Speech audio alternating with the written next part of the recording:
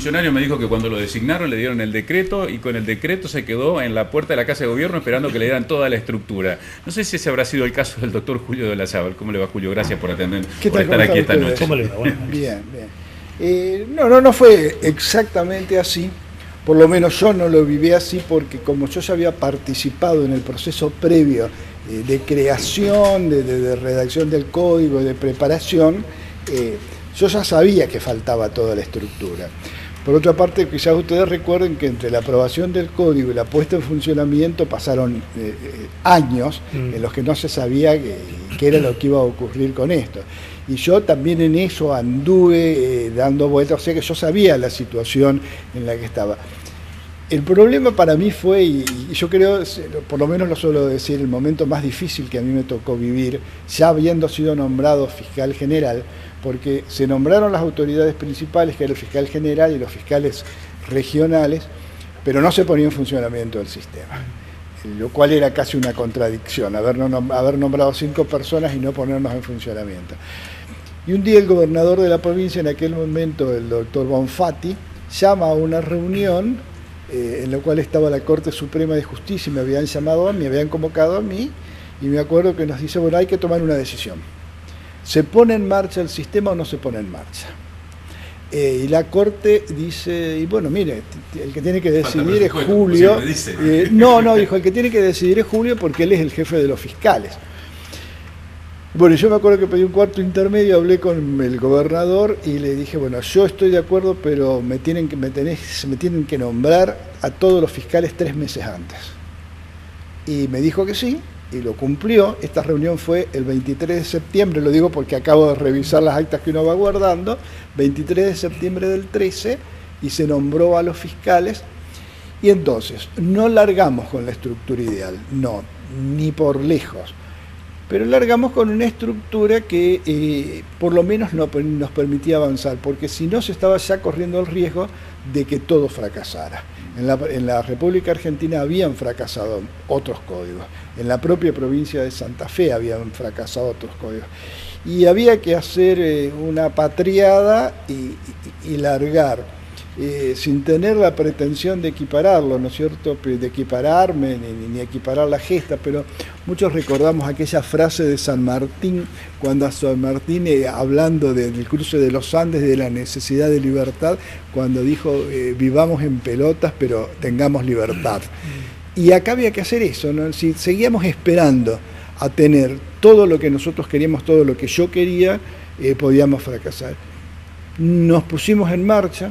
Los fiscales cumplieron una actitud, tuvieron una conducta casi heroica, los fiscales, porque trabajaron a destajo, esto hay que valorizarlo.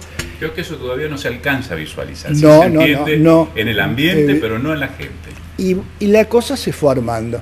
Y de hecho, yo hoy estoy terminando mi gestión y tenemos un sistema que está funcionando. Pero a ver, Julio, si estoy correcto en esto. Hay un cambio cultural, me parece, en la gente, en esa tarea de docencia que usted ya en el momento de ponerlo en marcha, primero hacía con los periodistas para hacernos entender que cambiaba el sistema inquisitorio, que el fiscal era el que llevaba la investigación, de todas estas cuestiones, para que lo transmitiéramos así a la población. Y sí, me parece que desde ese punto de vista, no por tarea nuestra, sino por machacar y machacar, se ha cumplido. Si ustedes me permiten, yo voy a dar algo que no es necesariamente exacto, pero es una buena imagen.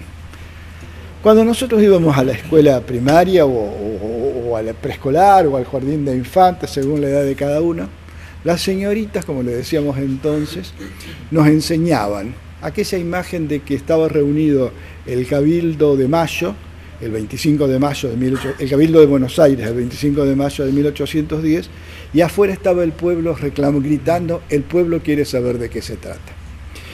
Eso fue la base de la República. El pueblo tiene que saber de qué se trata. Ahora, ¿qué ocurrió? Todos los poderes del Estado se fueron adecuando esto con sus mejores, con sus peores, pero lo fueron adecuando, los hicieron los poderes ejecutivos, los poderes legislativos, pero no lo hizo el Poder Judicial. El Poder Judicial mantuvo una estructura similar a la que había en la época colonial y la mantuvo hasta ahora, hasta que se lo cambió acá, todavía está presente en La Nación, donde los jueces eran, de alguna manera se sentían como delegados del rey, eran casi virreyes, estaban alejados de la población. Ustedes saben que yo fui 30 años juez, no estoy criticando al juez, estoy criticando el sistema, ¿no es cierto? Y entonces el juez estaba muy alejado de la población y la población no sabía de qué se trataba. Para mí el enorme logro de este nuevo sistema que ya está fue transparentar lo que estaba ocurriendo, responder a la democracia y a la república, decir, bueno, a ver, el pueblo quiere saber de qué se trata, a ver, ¿cómo se puede hacer para que el pueblo entienda qué es lo que ocurre en el tribunal? No son todos los jueces unos perversos, no son todos los fiscales unos inoperantes, ni todos los defensores tampoco unos perversos. Entonces, abramos las puertas, pero efectivamente, y eso se abrió. Hoy en día, y ustedes estos lo deben saber por su trabajo de periodismo, si ustedes quieren ir a ver un juicio, ustedes simplemente entran. Y lo que ocurre en el juicio lo entienden porque se habla, se desarrolla en forma oral y la oralidad busca la sencillez. No estamos todos hablando en latín ni en alemán, sino que nos estamos acostumbrando a hablar llanamente. Y eso es una democratización real de la justicia y estamos respondiendo a la República. A mí me parece que ese es el cambio más importante. Ahora, usted decía hace un instante que no comenzaron con todos los recursos, que fue heroica la función de algunos individuos, tampoco lo termina con todos los recursos. Por algunas de las afirmaciones que dijo en estos días, faltan recursos, hay muchas cosas que no se pudieron hacer. Sí, a ver, por todas partes faltan cosas para hacer, aclarando algo que lo he dicho ya en algunas oportunidades.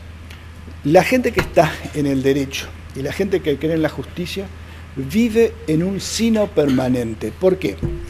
Porque a la justicia humana, que es la única justicia a la que nosotros podemos controlar y acceder, es una justicia que no es perfecta, nunca va a ser perfecta, siempre vamos a aspirar a más, y es bueno que siempre aspiremos a más. Yo creo que quien ya se conformó a decir las cosas no pueden mejorar, lo estanca, ¿no? Ya está estancado y está prácticamente comenzando a morir.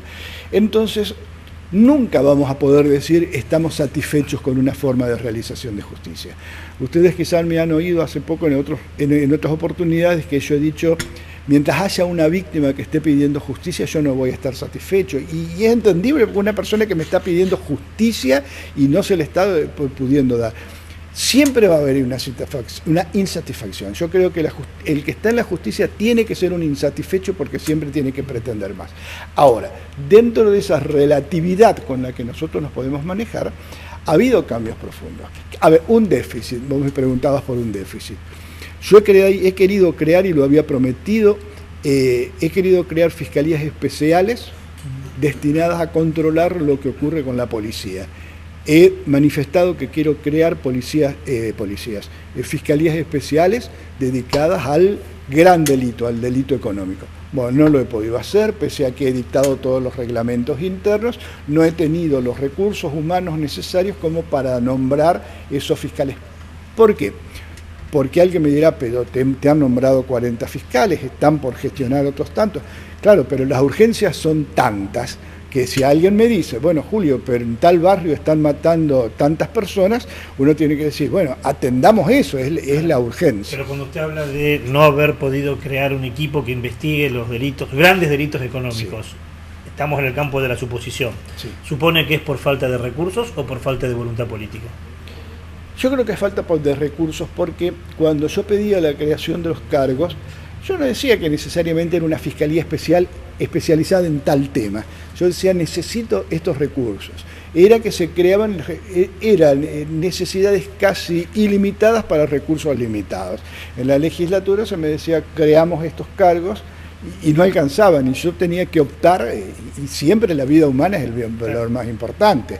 Ahora, no obstante eso, y este es otro cambio importante de la nueva justicia, ha habido ya fallos, ha habido pronunciamientos y hay persecuciones para hechos de delitos de cuello blanco, que en la historia del Poder Judicial no existía. alguno de ustedes, quizás vos recuerde, yo en su momento, hace muchos años atrás, cuando era juez de instrucción, quise investigar al Banco Provincial de Santa Fe, y eso me costó un jury de enjuiciamiento, y la Corte Suprema de aquella época me quitó la causa y fue a Rosario y terminó en una semana, sobreseyeron a todo el mundo. Bueno, ahora ya hay casos en los que se están pudiendo hacer estas decisiones. Es un proceso de cambio. Es un proceso de cambio. Siempre vamos a querer más. Sobre todo cuando estamos hablando de distribuir el poder, si se quiere hablar. Aunque el tema del poder de la justicia, sí. Una de las aspiraciones, y que siempre lo comentaban, era la figura del detective o el policía de investigaciones, dependiendo del jefe de los fiscales. Se ha creado la policía de investigaciones, pero todavía falta ese pasito. Y falta.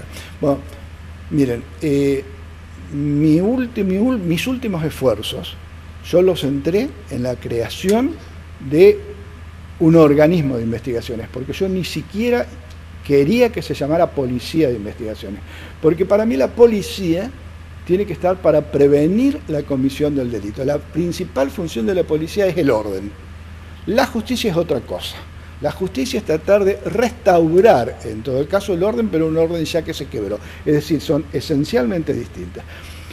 Por una tradición, yo creo que en algún momento hubo una persona muy inteligente que se dio cuenta, demos una parte de la justicia penal, pero mantengamos las investigaciones que las hagamos nosotros, de modo tal que la justicia nunca puede investigar salvo que en aquello que nosotros querramos. Lo otro no. Por eso la policía hace la investigación, y por eso era muy difícil que los jueces pudiéramos investigar hechos que no fueran, que se quisiera la policía investigar. Y para eso había que crear cuerpos especiales.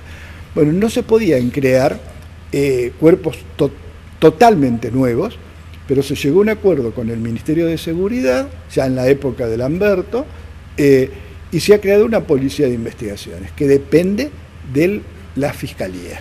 Y ustedes se preguntan, ¿y cuál es la diferencia? ¿Cuál es la diferencia? Que tienen otra formación, tienen otro espíritu, miran las cosas de otra manera. Ya no se trata de sacar de cualquier manera una prueba, sino de lograrla de modo tal que sea el juicio, sean aptas para el juicio. Se trata de tener inteligencia criminal. Yo no quería terminar mi mandato dando un ejemplo, solamente investigando el robo de un celular. A mí me interesaba saber, pero ¿cuál es la economía del delito que está detrás del hurto? ¿Dónde van a parar todos los celulares que a nosotros nos roban? En la época del auge del robo de los pasacassette en los automóviles, ¿a dónde iban a parar? Allí hay una economía. Los autos, las cantidades de motos que se roban bueno, para eso se necesitaba un cuerpo distinto que pensar en forma inteligente. Hoy con los medios de comunicación que tenemos, esto es posible.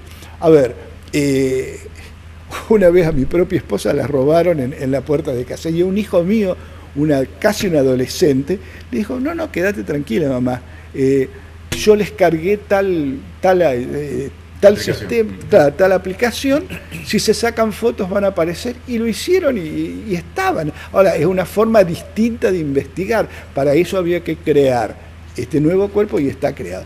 Y permítanme que les haga una invitación.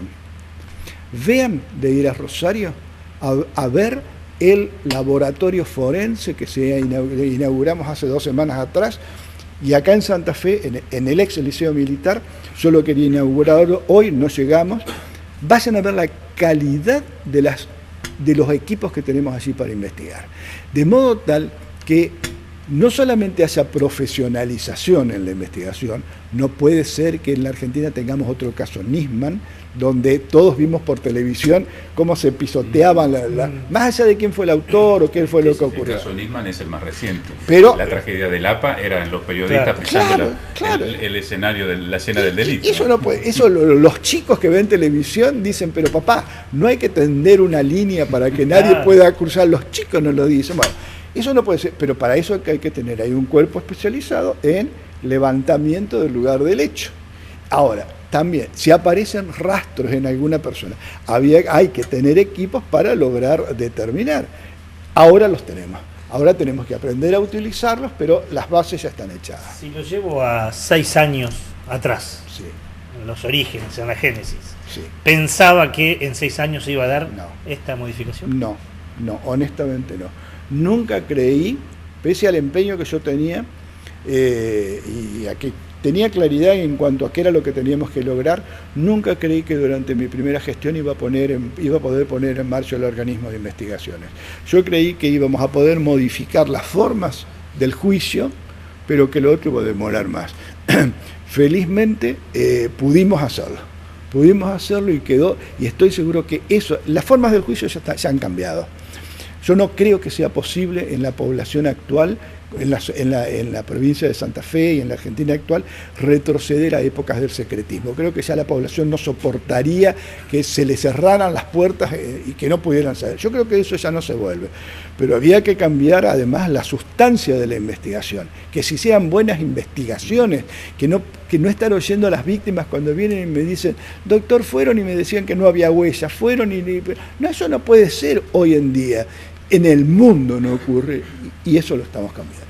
Pareciera casi una elementalidad, pero se empezaron a construir estadísticas. Estadísticas. Ahora, por ejemplo, nos guste o no nos guste, ese es otro tema, pero trabajando en nuestra fiscalía, en el Ministerio de la Acusación, logramos y contribuimos al Ministerio de Seguridad para tratar de determinar qué tipo de delincuencia se provoca. Entonces, hoy en día sabemos algo que puede parecer una obviedad, pero hoy en día en Santa Fe, si alguien me pregunta, oye, bueno, ¿cuál es el perfil del homicida actual en la ciudad de Santa Fe? Y bueno, uno puede decir, no solamente, como decía Lombroso, es el pobre, es el morocho, no, ahora podemos decir, es una persona que tiene entre 18 y 25 años, que mata con armas, tenemos un perfil, y eso, ¿por qué es importante tener un perfil? Porque podemos encontrar, a ver, qué tienen en común para ver de atacar los factores. Felizmente ahora en la ciudad de Santa Fe ha disminuido y sensiblemente el número de homicidios. No hay que quedarse tranquilo por esto, se sigue trabajando, pero algo se está haciendo. Julio, gracias por estar esta noche aquí. Gracias por la gestión y por la apertura que ha tenido para con los periodistas, que me parece que es bueno reconocerlo, eso no ocurría en épocas anteriores. Eso fue una de las finalidades de la reforma, la transparencia. Establecemos aquí la primera pausa, ya está en el piso Patricia Muñer del Sindicato Argentino de Docentes Particulares, primer día de paro, mañana paro general, el viernes, ¿qué pasará? La pausa y enseguida volvemos.